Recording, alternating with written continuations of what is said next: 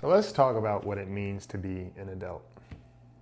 Guys, welcome to the Bird Brain Podcast, where the goal is to rise above it all, stay elevated, create that infinity, and up your you.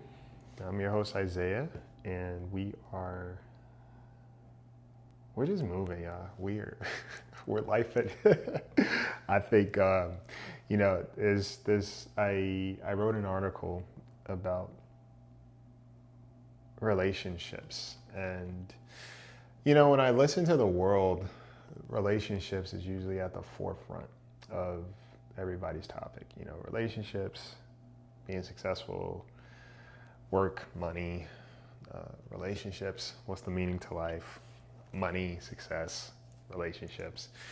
And a lot of times we hear, I think, more about romantic relationships than relationships as a whole, as a concept, as a practice, as an entity, especially friendship, which is what I typically accidentally center on because of how much exists in that space that we don't really tackle or prioritize.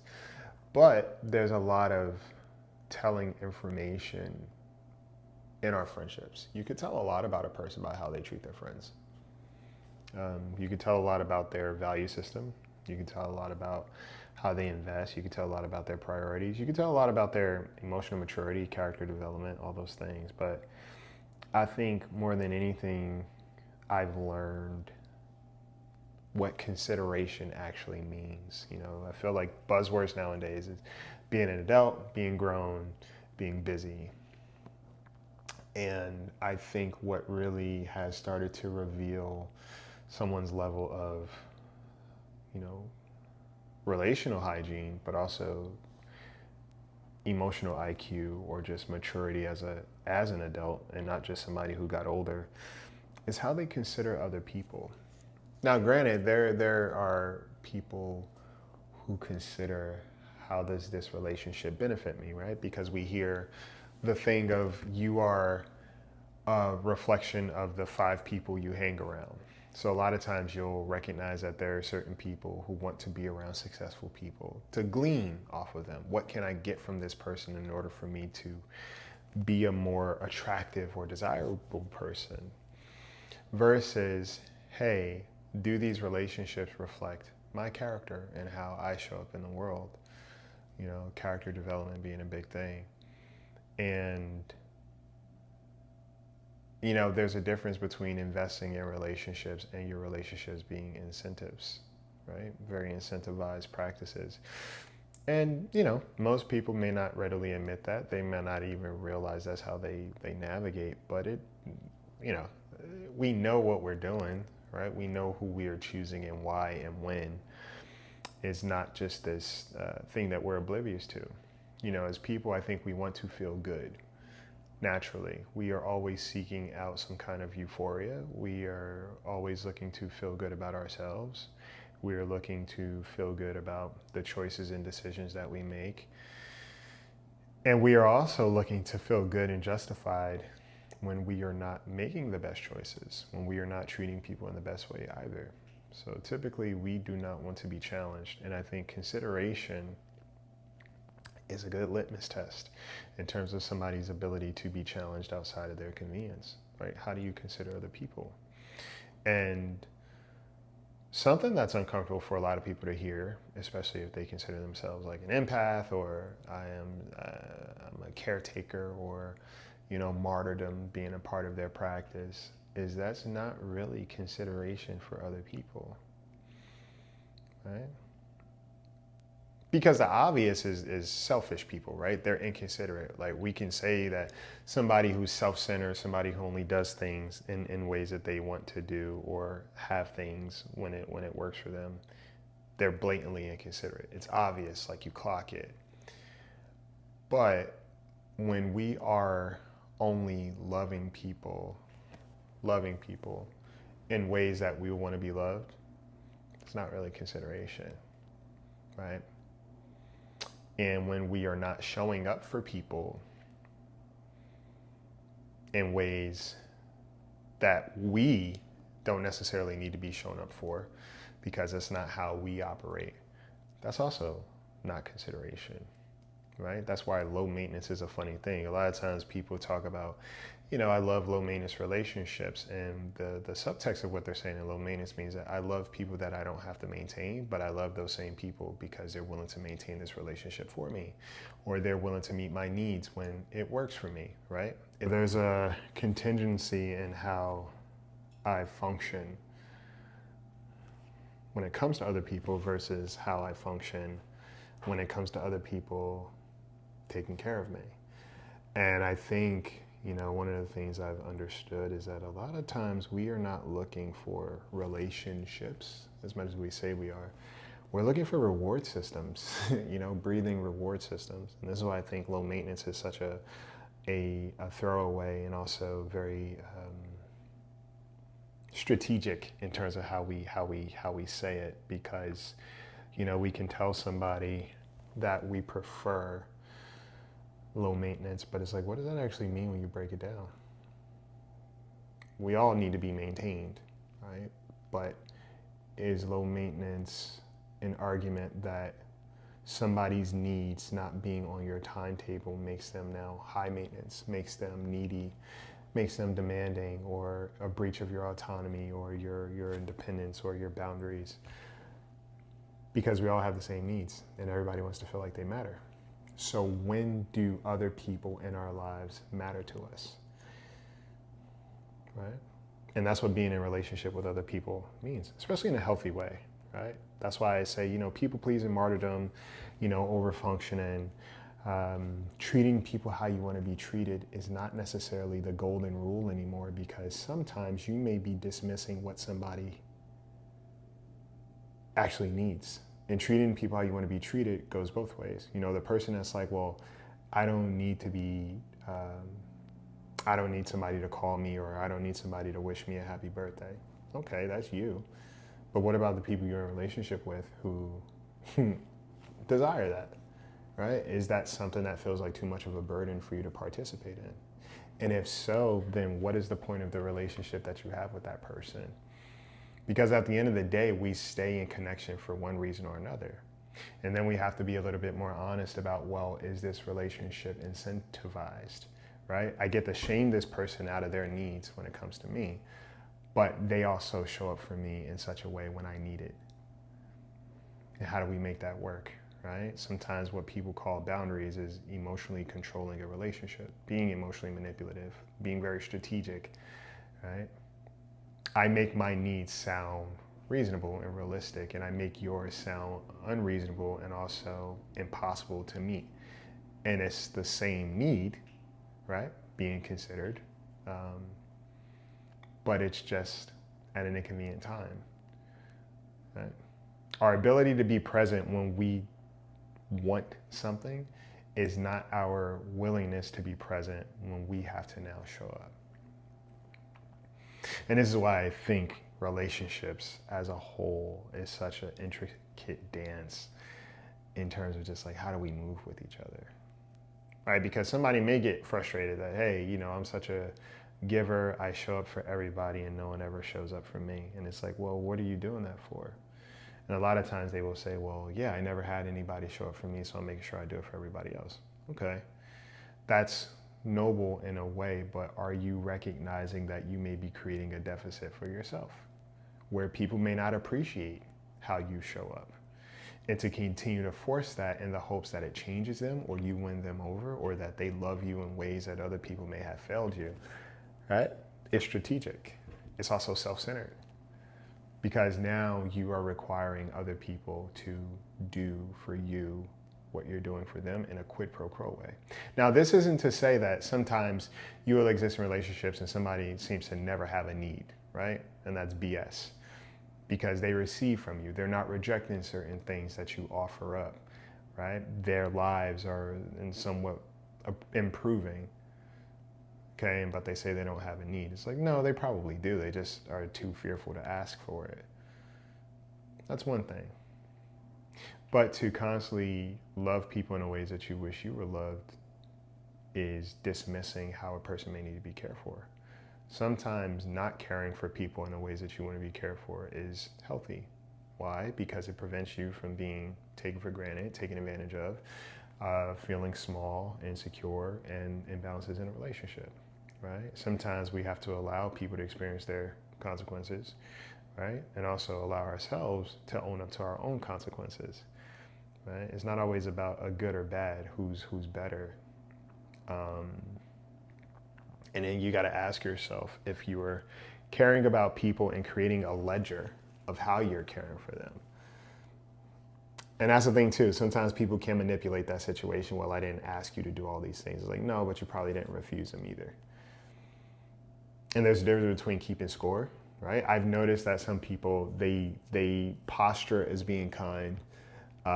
They record themselves doing a good deed so they can go back and tell everybody else what they did, or, they do certain things for people so they can go back and talk about how altruistic they were. And that's disingenuous, right? That's scorekeeping. But there's a difference between keeping score and pattern recognition, right? If somebody recognizes that, man, I realize this relationship is definitely one-sided, and if I look at certain points or certain dynamics, certain occurrences, and I realize that it's always been me showing up and it's always been this person receiving, then that's information. See, it's one thing for somebody to say, well, I didn't ask for those things, and hey, maybe this isn't a relationship that works, and they dip out. It's another thing for somebody to say, hey, well, I didn't ask for those things after I've utilized everything that you were willing to give me, and I thought it was just you being generous. Right? People find different ways to not participate in a relationship when it comes time for them to provide, to care, to consider, right? To be inconvenienced. Now there's all the strategy, the semantics of what is appropriate, and not having expectations when you give to people. The thing when we're in interpersonal relationships, that is a contract that we sign. Like, hey, in some way, shape, or form, I am responsible for you, and you are responsible for me. Because we're no longer strangers. We're committing to a different level of familiarity, right? We're committed to a different level of connection. And the thing about it is this: the only people who are willing to play semantics about that are people who are trying to manipulate the relationship to their favor. So you have the people who are people pleasing and they become resentful. And it's like, well, why don't you have boundaries and why are you still showing up? Well, because that's just how I love, right? But to be loving means to also be aware of self-abandonment. To be honest about what you're doing and why, right? And to genuinely be autonomous, or, want independence, and you're busy and having boundaries, means to also be considerate of other people and take care of them too, right? Not dismissive, not hypercritical, not gaslighting people out of their needs because you don't want to provide now. And again, this is why I say relationships in themselves are so intricate, because everyone wants to feel good about what they are doing and how they are perceived. But how much work are we doing to actually participate in our relationships in a healthy way? And consideration is such this word that I keep coming back to, because consideration is not just about acts of service. Right? Consideration is emotional regulation. Consideration is being honest about what your pursuit is in the relationship with another person, right? Consideration is thinking about, how will my actions impact this person? Consideration is anticipation, right? If you're the type of person that says, well, I don't help people until they tell me what they need, and that's always your mode of operation, where you are never really proactive, then that goes to show you are not really existing in relationships outside of how it benefits and conveniences you. Because sometimes it is vulnerable to say, hey, what is it that you need? And then you have to commit to it, because then you got to ask yourself, am I really asking because I want to show up? Or does it just sound nice and I really hope that they don't really say that they have a need of me, right? Or I don't want to be bothered until I want to be bothered. And what does that look like? Consideration is so many things outside of treating people how we ourselves want to be treated. And I think that is so important and crucial to understand. And it may feel uncomfortable, right? When somebody does say, hey, yeah, I am not receiving, the way you think you're caring for me is not really how I receive care. And it doesn't mean that you also dismiss how somebody's willing to show up for you, right? Because that too is intricate, right? If every time somebody is willing to show up and treat us properly, right? Properly being healthy and intentional, right? And considerate, and we throw that away, then that person eventually stops showing up, rightfully so. There's a difference between somebody trying to force feed you something that they want you to have versus somebody who's really trying to show you a gesture and be like, hey, I thought of you. Hey, I wanted you to have this. Hey, I want to take care of you in this way, shape, or form. And how do you treat that person? How do you treat what they do? Right?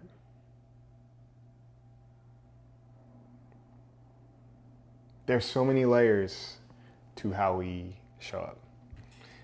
And this is why when a lot of people say that they're adults, I wonder what that means sometimes. Because to be an adult means to be very aware of how you function and how you treat other people.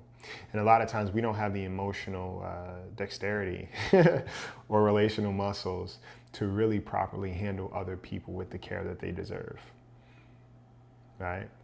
We can be very self-oriented, very self-referenced. I only do things that make me feel good, right? And sometimes reaching out to a person might be inconvenience to you, but it may be an investment in intimacy in that relationship where somebody else feels cared for. And again, it goes back to the simple fact that everybody you meet wants to feel like they matter to the people that they matter to. And that's the thing. You know, sometimes you may be showing up for people who may not value what you give them, but they value it from somebody else. The reason why is because of their value system. They value these people, whether it's a superficial thing, whether it's more of an emotional tie, whether it's familiar to what they have been brought up in, right? Trauma plays a history too, family dynamics, right? That all plays into why relationships themselves are not just this cut and dry thing that we hear on social media, okay? There's so much going on under it. And to consider a person means to think about them outside of just your needs.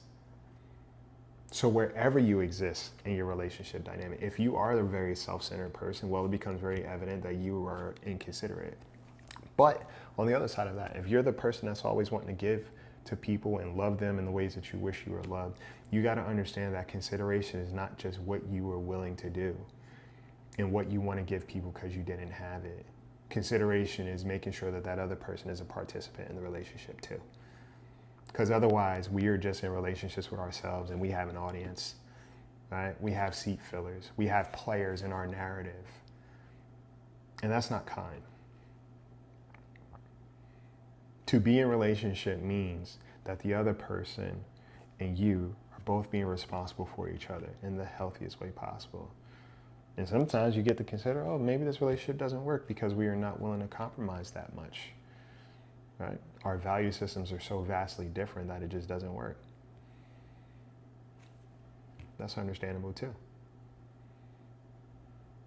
So, really think about what it means to consider other people. Really think about what it means to be considered.